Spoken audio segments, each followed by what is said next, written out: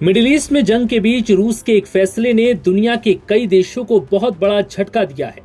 1 अप्रैल से रूस पेट्रोल उत्पादक गैसोलीन के निर्यात पर पूरी तरह से बैन लगाने जा रहा है। इकोनॉमिक्स टाइम्स की रिपोर्ट के मुताबिक रूसी सरकार की ओर से इस पाबंदी की आधिकारिक पुष्टि कर दी गई है। अब सवाल यही है कि आखिर रूस ने ये फैसला क्यों लिया, और सबसे बड़ी बात यह कि ऐसे संकट के वक्त इस फैसले के पीछे रूस का क्या मकसद है और इससे भारत को कितना बड़ा झटका लगेगा, क्योंकि भारत रूस के तेल के भरोसे रहता है। ऐसे में मिडिल ईस्ट में पहले से ही संकट वाली स्थिति से गुजर रहा भारत रूस के जरिए अपने देश में तेल की आपूर्ति कर रहा है। वहीं अब रूस के इस फैसले के बाद क्या भारत के लिए बड़ी चुनौती खड़ी हो जाएगी। दरअसल शुक्रवार को रूस के उप प्रधानमंत्री अलेक्जेंडर नोवाक ने ऊर्जा मंत्रालय को एक विशेष निर्देश जारी किया। इस निर्देश में साफ तौर पर कहा गया कि 1 अप्रैल से गैसोलीन के निर्यात को प्रतिबंधित करने के लिए एक प्रस्ताव तैयार किया जाए। समाचार एजेंसी तास की रिपोर्ट के मुताबिक ये प्रतिबंध केवल कुछ हफ्तों के लिए नहीं बल्कि पूरे 4 महीने यानी 31 जुलाई तक लागू रहने की संभावना है। अब ये जानिए कि इसका असर भारत पर क्या होगा। रूस के इस फैसले से भारत को घबराने की जरूरत नहीं है, क्योंकि भारत रूस से मुख्य रूप से कच्चा तेल आयात करता है और इस पर फिलहाल कोई प्रतिबंध नहीं है। ये प्रतिबंध सिर्फ गैसोलीन के लिए है।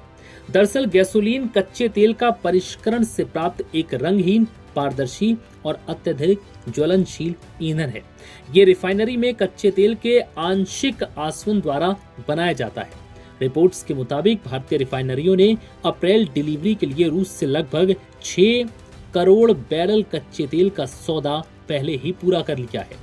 जहां तक गैसोलीन की बात है तो भारत इसके लिए रूस पर निर्भर नहीं है। भारत का अपना खुद का बहुत बड़ा रिफाइनिंग हब है। अपनी घरेलू जरूरतों को पूरा करने के बाद भारत रिफाइंड ईंधन का निर्यात भी करता है। अब ये समझिए कि रूस ने ये फैसला क्यों लिया। दरअसल रूस के इस बड़े फैसले के पीछे कई अंतर्राष्ट्रीय और भू राजनीतिक कारण छिपे हैं। उप प्रधानमंत्री नोवाक ने स्थिति स्पष्ट करते हुए बताया कि मिडिल ईस्ट में चल रहे मौजूदा संकट ने वैश्विक तेल और पेट्रोलियम उत्पादों के बाजार में भारी अस्थिरता पैदा कर दी है।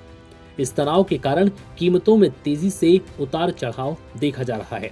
हालांकि उन्होंने इस बात पर भी जोर दिया कि विदेशी बाजारों में रूसी ऊर्जा संसाधनों की मांग अभी काफी ज्यादा है, जो उनके देश की अर्थव्यवस्था के लिए एक सकारात्मक पहलू है। सरकार की ओर से जारी बयान में ये भी आश्वस्त किया गया कि कच्चे तेल का प्रसंस्करण यानी रिफाइनिंग पिछले साल के स्तर पर ही बना हुआ है, जिससे पेट्रोलियम उत्पादों की स्थिर आपूर्ति सुनिश्चित हो रही है। दरअसल पिछले साल रूस के कई हिस्सों और यूक्रेन के उन इलाकों में जो रूस के नियंत्रण में है, पेट्रोल की कमी देखने को मिली थी। इसके पीछे रिफाइनरियों पर हमले और मांग में अचानक बढ़ोतरी को जिम्मेदार माना गया था। इसी अनुभव को ध्यान में रखते हुए इस बार पहले से ही कदम उठाया गया, क्योंकि एक्सपोर्ट जारी रखने से अंदरूनी बाजार में दबाव बढ़ सकता है। इसलिए ये फैसला लिया गया। वैश्विक स्तर पर देखें तो हालात पहले से ही तनावपूर्ण हैं। स्ट्रेट ऑफ हॉर्मुज के बंद होने की वजह से तेल सप्लाई पर दबाव बना हुआ है। ऐसे में रूस का ये फैसला अंतर्राष्ट्रीय बाजार में कीमतों को और ऊपर ले जा सकता है। हालांकि कच्चे तेल पर कोई बैन नहीं लगाया गया है, जिससे साफ है कि उसकी सप्लाई जारी रहेगी। नव भारत टाइम्स की रिपोर्ट में इतना है।